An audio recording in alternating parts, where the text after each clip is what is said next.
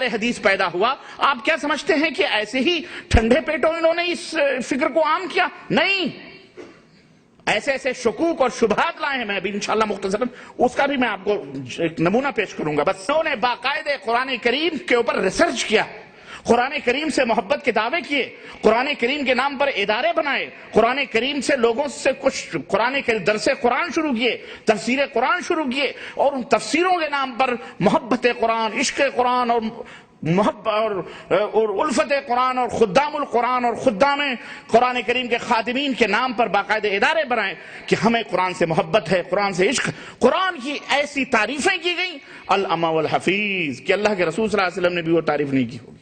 ایسی تعریفیں جس میں تنقیص بھی ہے، ایسی تعریف جس میں تنقیص بھی ہے. چنانچہ میں آپ کو ایک تعریف بتلاؤں. اس دور کا جو یہ مفکر اسلام ٹی وی چینل کا جو امام ہے غامدی، اس نے ایک تعریف کی ہے قرآن کریم کی کہ قرآن اپنے تمام جزئیات میں، کلیات میں، تمام چیزوں میں قرآن خود ہی تفسیر ہے. قرآن بالکل اس کا جو لفظی معنوی جو بھی ہے وہ خود سمجھ میں آ جاتا ہے. قرآن کی حیثیت اور قرآن کا مقام اتنا بلند ہے اور اللہ کا کلام اتنا بلند ہے کہ وہ بالکل یعنی اس کو معنی کے سمجھنے کے لیے کہیں جانے کی ضرورت نہیں، اسی کے اندر وہ معنی موجود ہے اور سمجھا جا سکتا ہے.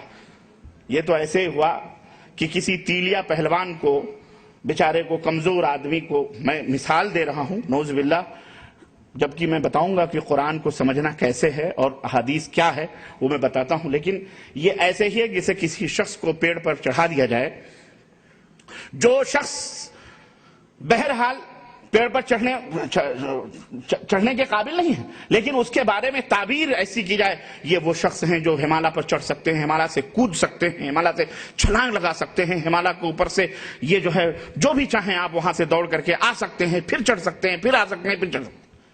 وہ شخص محو حیرت ہے کہ یہ پاگل آدمی، ابھی میں تو 10 گز کے فاصلے پہ بھی نہیں جا سکتا، یہ گرہ ہمالیہ پہ جا سکتے ہیں، آ سکتے ہیں، چڑھ سکتے ہیں.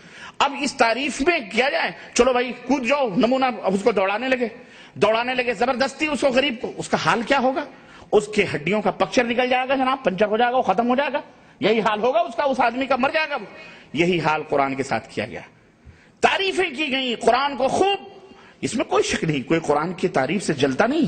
یہ اللہ کا کلام ہے، یقیناً اللہ کا کلام جامع اور معنی، لیکن اللہ کا کلام سب کے لیے جامع معنی سمجھنے کے لیے نہیں.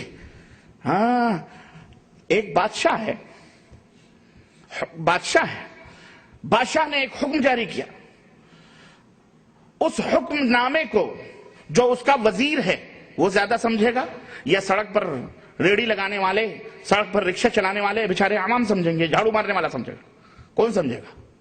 بادشاہ کے پیغام کو سب سے زیادہ وہ سمجھے گا جو بادشاہ کا قریبی ہے، جو بادشاہ کا وزیر ہے، جو بادشاہ کے ساتھ ہمیشہ رہتا ہے، بادشاہ کے باتوں کے انداز کو، مفہوم کو سمجھتا ہے، وہ زیادہ سمجھے گا یا سڑک پر چلنے والا ایک عام آدمی سمجھے گا؟ ہرگز نہیں. آپ یہ کہیں گے نہیں، وہ زیادہ سمجھے گا. بینی یہی مثال قرآن کریم کی ہے. قرآن کریم کو سمجھنے کے